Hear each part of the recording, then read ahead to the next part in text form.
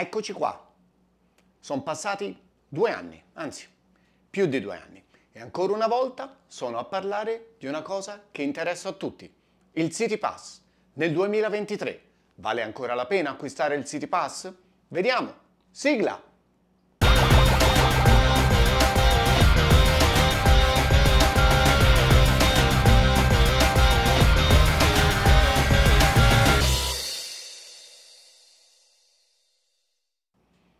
Eccoci qui. Per chi ancora non mi conosce, io sono Nicola. Vivo e lavoro a New York da 6 anni, sono una guida turistica e ho una mia piccola agenzia inbound. Quello del City Pass è un discorso sul quale si soffermano in tanti. Quando si viene a New York, una delle primissime cose che si fanno è acquistare il City Pass. Adesso io mi chiedo una cosa. Ancora oggi conviene? Conviene nel 2023 acquistare il City Pass? Se vi ricordate, nel 2021 avevo girato un video proprio su questo argomento. Per chi non l'avesse ancora visto, può essere trovato qua. E dal 2021 al 2023 alcune cose sono cambiate. In primis, il City Pass è cambiato. Non esiste più solo un City Pass, ma ne esistono di 3 tipi. Quello classico, il C3 e l'illimitato. Quali sono le differenze? Anzitutto, quello classico sono 5 attrazioni. Non più 6, 5, non più 6. Il C3, ovviamente, come dice il suo nome, sono 3 attrazioni, mentre il 10 sono 10 attrazioni. Tutto molto semplice. Io mi limiterò principalmente a un'analisi del classico 5. Perché 5 e non più 6? Per 2 motivi. Perché la vita a New York è aumentata tantissimo. In media, dal 2021 a oggi, i ristoranti sono aumentati dal 20 al 30%. E così il costo della vita. Tutti quelli che dicevano che tutti fuggivano da New York al tempo del Covid, si sono dovuti ricredere. La città non solo è tornata agli stessi livelli di prima, ma si è superata. Adesso, quando si tratta di affittare, la domanda eccede l'offerta. Quindi i prezzi sono saliti alle stelle, sono molto più cari di quando erano nel 2020 prima che scoppiasse la pandemia. Tutti questi discorsi che adesso le persone hanno affittato qualcosa con un grande deal per cui la città costa poco. Tutto passato. Tutti devono recuperare dopo quello che hanno perso il Covid. Hanno già recuperato e adesso ci stanno guadagnando. Anche troppo. Da 5 a 6. Voi vi direte, 1 in meno. Sì, ma passare da 5 a 6, andando su, è il 20%. Da 6 a 5, il 17%. Prendete la percentuale che vi piace di più. Ma il City Pass è aumentato. È aumentato quasi del 20%. Ma è cambiata anche la logistica, il modo in cui si scelgono le attrazioni. Vediamo come. Pronti?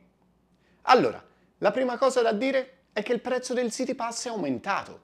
È aumentato perché non sono più 6 attrazioni. Adesso sono 5 e il prezzo totale è $138 per gli adulti e 119 per i bambini.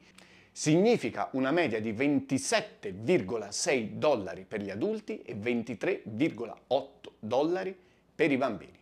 Conviene? Andiamo a vedere. Può convenire per qualcosa, può non convenire per altro. Già il semplice fatto che il prezzo totale del City Pass non sia aumentato e il numero delle attrazioni sia sceso da 6 a 5 vuol dire che il pass da solo è aumentato del 17%. È sempre meno dell'aumento del costo della vita a New York. Ma andiamo a vedere ora come è organizzato.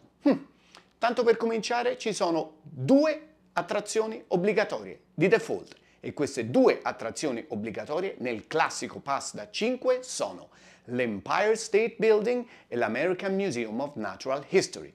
Tutte le altre sono facoltative. Nel C3, per esempio, è tutto facoltativo e in quello da 10 è tutto incluso tranne il Museo di Storia Naturale.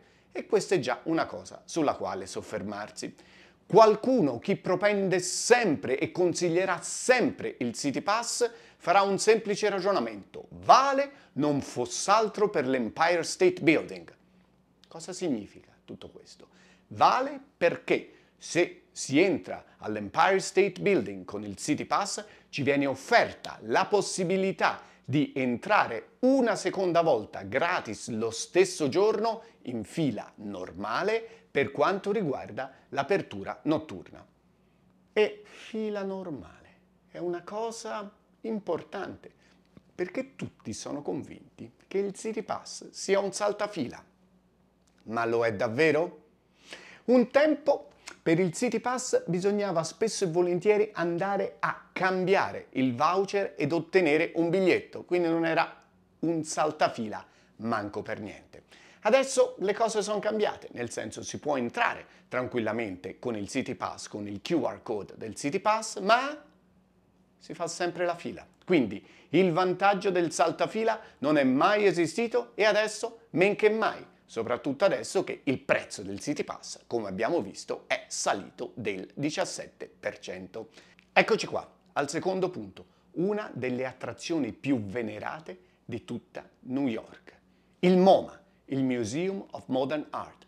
Non c'è in quello classico da 5 attrazioni, c'è nel C3 e in quello da 10. Ma nel C3, che costa $96 per gli adulti, la media è, ahimè, $32 a scelta. Qual è il prezzo del MoMA? È di $25. Ecco già che non conviene più. Inoltre, il primo venerdì del mese, il pomeriggio, il MoMA è sempre gratis. Quindi se voi acquistate il City Pass C3 e vi trovate a New York il primo venerdì del mese di pomeriggio, ci potete andare gratis. Che bisogno c'è di acquistare il City Pass? Voi mi direte, aspetta un momento, è il C3, posso scegliere tante cose e va bene, rimane il fatto che il MoMA è una delle mete più ambite. Quindi statisticamente le persone vanno lì e buttano via i loro soldi. Mica male, come idea. Quindi tenetelo a mente, se prendete il C3 o quello da 10 opzioni, perché solo in questi due casi è previsto l'accesso al MoMA, a questo punto assicuratevi di andare in un giorno che non sia il primo venerdì pomeriggio del mese, perché altrimenti, se no, detta in parole povere, buttereste via i quattrini. Semplice, facile, no? Poi andiamo a vedere proprio una media di tutto questo. Siete proprio sicuri che per quanto riguarda i prezzi valga la pena? Prendiamo per esempio la Statua della Libertà. L'accesso alla Statua della Libertà e ad Ellis Island è un po' tricky, come si dice da queste parti nel City Pass, perché alla Statua della Libertà ed Ellis Island esistono 3 tipi di biglietti: il Ground Access, l'accesso al piedistallo e l'accesso alla corona. Hanno praticamente gli stessi prezzi, $24,50 per il Ground Access, $24,80 per il piedistallo e non mi vorrei sbagliare, ma è più o meno lo stesso per la corona. D'accordo? Quanto costa invece in media il City Pass? 27,6. Ecco già che si comincia a perderci soldi. Tutti si compra perché si pensa di risparmiare, in realtà ci si perdono i soldi. L'Empire State Building, diamo a Cesare quel che è di Cesare, in effetti no. Col City Pass si guadagna qualcosa in più, mi direte voi. C'è anche la possibilità di tornare una seconda volta durante la stessa giornata, durante la sera, quindi che spettacolo magnifico. E su questo sono d'accordo. Però vi voglio fare anche un'altra domanda. Spesso e volentieri, quando veniamo a New York, abbiamo poco tempo e c'è un sacco di cose da vedere. Abbiamo veramente voglia di vedere 2 volte la stessa cosa con tutto quello che c'è da vedere? Facciamo proprio l'esempio dell'Empire State Building. L'Empire State Building si trova a Fifth Avenue, angolo 34esima.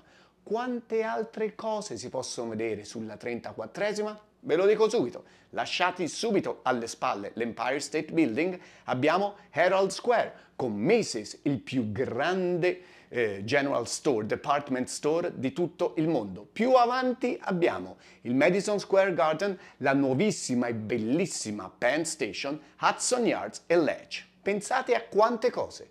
E voi volete andare 2 volte in cima all'Empire State Building a vedere sempre la stessa vista? Se proprio volete andare a vedere un'altra vista, potete provare Ledge ad Hudson Yards, che è il nuovissimo osservatorio spostato completamente a est, o quello che secondo me rimane il miglior osservatorio di New York, e cioè il Top of the Rock al Rockefeller Center. C'è un piccolo problema. Il Top of the Rock è un'altra di quelle attrazioni che si possono scegliere e Ledge, in quello normale, nel 5 options, non c'è. Ecco fatto. Il che ci porta a un altro discorso. La scelta delle attrazioni. È veramente una scelta così straordinaria? Non c'è più il Met. Per esempio, dei musei abbiamo il Museo di Storia Naturale, il Guggenheim Museum, che però è l'alternativa rispetto alla Statua della Libertà, e già quindi siamo tirati da una parte all'altra, e l'Intrepid Museum, che è una vecchia nave da guerra all'interno della quale troviamo tantissime cose veramente, veramente molto interessanti. Ma in generale ci limitiamo sostanzialmente a 2 grandi categorie, che sono i musei e gli osservatori. Ecco. Detto tutto questo, di nuovo, con tutte le cose che ci sono a New York, veramente ci dobbiamo limitare ai musei e agli osservatori? Inclusa, va bene, la Statua della Libertà, che è un museo, diciamo così, un pochino sui generis, anche se Ellis Island è un vero e proprio museo e come ben sapete il biglietto è incluso nell'accesso alla Statua della Libertà. E anche questa è una cosa da considerare. Facciamo il tipico esempio di una famiglia di 4 persone. 2 adulti e 2 bambini. Fate tranquillamente i calcoli. 138 per 2 e 119 per 2. 276 e 238. Passiamo tranquillamente i $500. Il City Pass è valido soltanto 9 giorni, ok? Quindi in questo caso dovete vedere tutto questo se volete ammortizzare entro 9 giorni. È anche vero che la media delle vacanze qui a New York è ben inferiore ai 9 giorni. Ma questo significa anche un'altra cosa, anzi, 2. Consideriamo la prima cosa, la famiglia di 4 persone. Ci sarà sempre, in ogni famiglia che si rispetti, 2 persone che vogliono fare una cosa e 2 persone che vogliono farne un'altra, che poi soprattutto magari i ragazzi tengono il muso o uno dei 2 genitori si arrabbia con l'altro, bla bla bla bla bla, e tutto questo compromette lo spirito delle vacanze. Ma voi avete preso un City Pass, dovete vedere tutti. Vi siete automaticamente tagliati un'amplissima fascia di scelte. Perché è di questo che si tratta. La possibilità di scegliere in una città che ha tutto, ridursi a 5 opzioni perché si sono spese e vanno sfruttate, forse non è la miglior scelta. Non vi sembra? Punto numero 2. La dislocazione delle varie attrazioni. E questo l'avevo anche affrontata nel video di 2 anni fa. Queste attrazioni sono dislocate lungo tutta la città. Se un giorno, per esempio, decidete di vederne 2, dovete considerare il fatto che, se per esempio si tratta della Statua della Libertà e il Guggenheim, ecco cosa succede. Cominciamo a considerare che una persona abbia, come mediamente succede, l'albergo intorno alla zona di Times Square. Ok, d'accordo, dovete andare sulla linea 1, arrivare fino in fondo alla fermata South Ferry, entrare in coda, passare tutto quanto, ci vogliono circa, se si vuole fare una buona visita, almeno 3 ore. Ok? I ferries in estate passano 1 ogni 25 minuti, quindi mettiamoci anche un'altra mezz'ora, non si sa mai che per il rotto della cuffia se ne perda uno, ok? 3 ore e mezzo. Poi arriviamo a Battery Park e dobbiamo andare a Bowling Green e prendere o la 4 o la 5 per spararsi direttamente all'86esima strada, a uscire alla 86esima e Lexington e fare tutti i blocchi, gli isolati che ci sono tra Lexington e Fifth Avenue, quindi Lexington, Park Avenue, Madison Avenue e Fifth Avenue, quindi altri 4 blocchi che quindi sono almeno 7 o 800 metri oltre al tempo che si aspetta. Ci vogliono circa 20 minuti da Bowling Green per arrivare fino all'86esima e quindi entrare. Allora, quante ore si sono perse? Si è perso almeno un paio d'ore, perché se poi usciti dal Guggenheim o si fa un giro a Central Park, che è lì, o se Central Park si è già visto, magari si vuole andare a vedere Plaza, si vuole andare a vedere Fifth Avenue e allora vai di nuovo sulla Subway. Dall'86 alla 59 sull'Espressa è solo una fermata, ma bisogna fare altri 5-6 minuti per arrivare, entrare, aspettare che arrivi altri 4 minuti. Sommate tutto. E dove sono le varie attrazioni? Statua della Libertà, parte più bassa. Intrepid, siamo alla 46esima ovest e lì la Subway non ci arriva, la fermata più vicina è Times Square e da lì che è la 42 arriva fino alla 47 e poi fatti altri 4 o 5 blocks. Calcolate voi quanto vi ci vuole per fare tutto questo, va bene?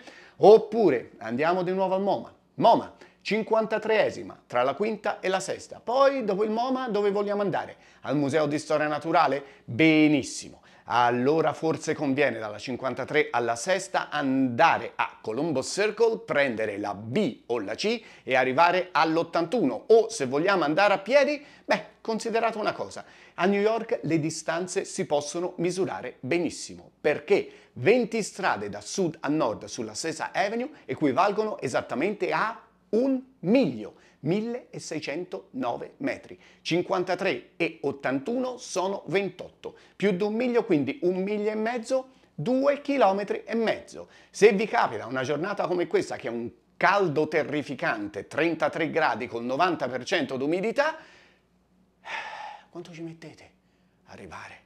Terribile! E poi le stazioni della metropolitana sono caldissime perché per evidenti ragioni di sicurezza non possono avere l'aria condizionata. Oh mammina mia bella! Alla fine il City Pass, che sembra la panacea di tutti i mali, quello che vi consente, vi permette di fare una visita straordinaria a New York, è così conveniente? Eccoci qua.